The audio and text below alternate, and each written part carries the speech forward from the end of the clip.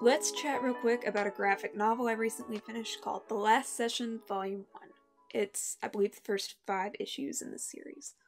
I found this in the wake of reading Legends and Lattes. It is Dungeons and Dragons themed, but not in the same way.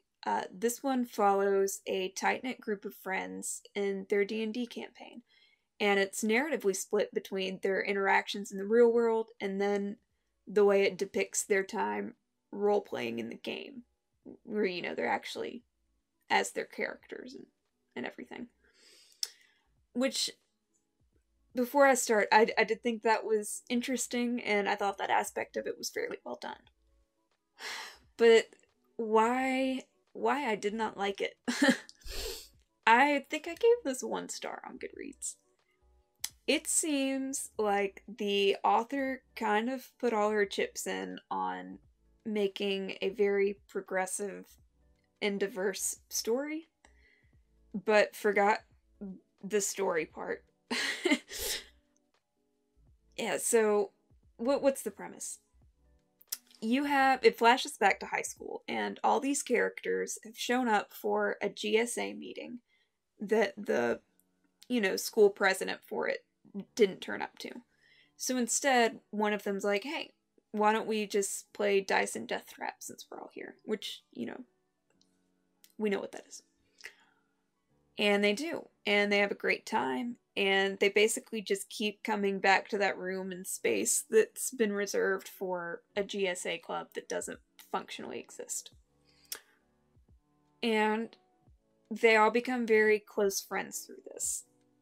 They actually continue their friendship as well as their Dungeons and Dragons meetups through college and into a little time after. By the time you get to the present day in this book, you know that a couple of them are about to move pretty far off, and they realize this is gonna be the last of their Dungeons and Dragons time for a while. So, a quick aside, I couldn't understand why the possibility of a virtual campaign was never brought up. I've been in a virtual campaign for a little over 3 years now, and I've never met one member in person, and I haven't seen, I think, any of them since we started the campaign. But it's kept us in touch so well. I consider them all to be great friends, and I hope I get to see them in person again at some point soon. But we're actually spread all over the country now. We've played from 4 different time zones all at once.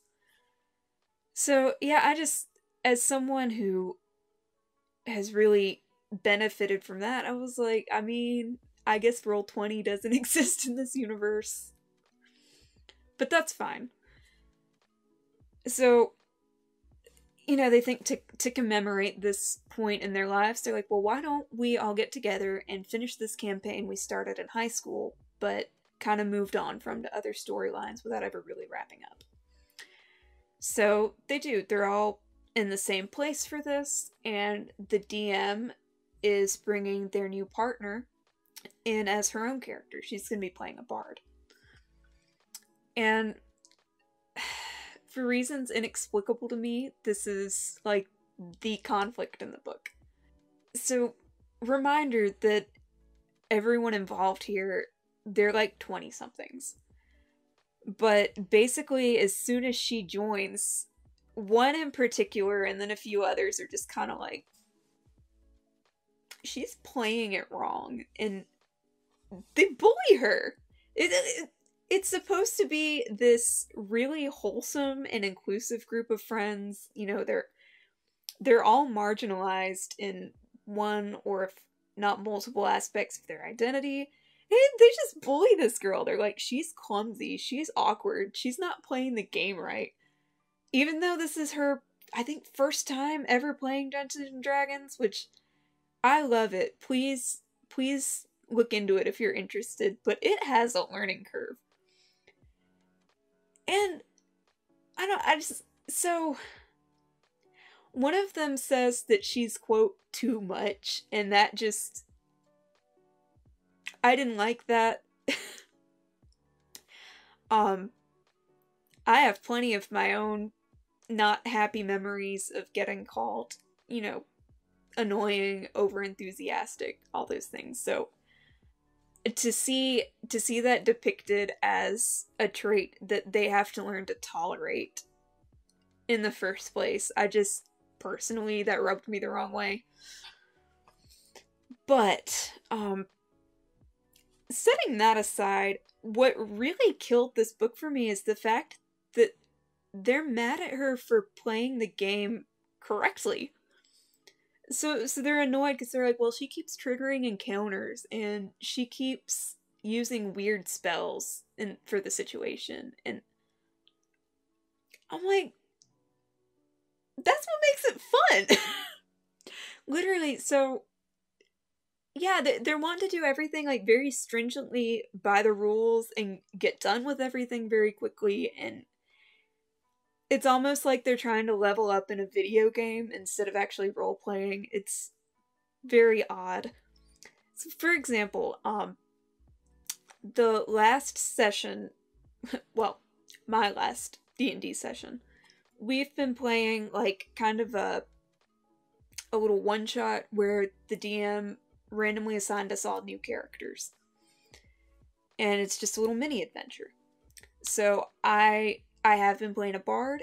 This time I'm the barbarian, which I'm actually really enjoying, but nonetheless. So we get to this door, and we know the bad guys inside, so we're like, okay, we gotta get through this door. So everyone starts looking through, we're like, rats, like none of us have lockpicking. We go through a few other options, and then finally they're like, okay, barbarian, you're up.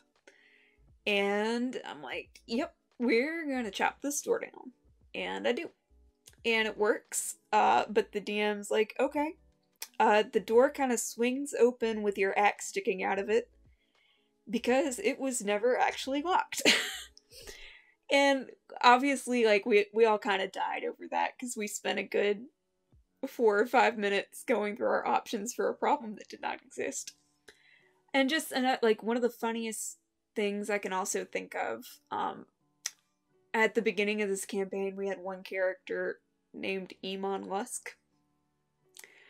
Another point, our warlock's like, okay. I need to know, does Eldritch Blast obey Newton's third law? Because what we wound up doing was turning our canoe into a speedboat with magic. And it was, like, that was all hilarious. These are like, the highlight reels of my time playing Dungeons and Dragons. And it's all goofy. Like, it's all stupid and doing the wrong thing and not taking it so seriously. So, it made me question, does the author of this actually play Dungeons and Dragons? Or did she just research it a lot? Because I just can't arrive at any other explanation for the way this is written. But yeah, so you get through a book of these grown adults, gatekeeping and, like I said, bullying their friend's new partner, who is also their dungeon master. And they do, by the end of the book, they all realize, they're like, oh, well, we were being jerks, and you're actually pretty cool, I guess. We're gonna welcome you to the group. But I was over it by that point, because it just didn't make sense.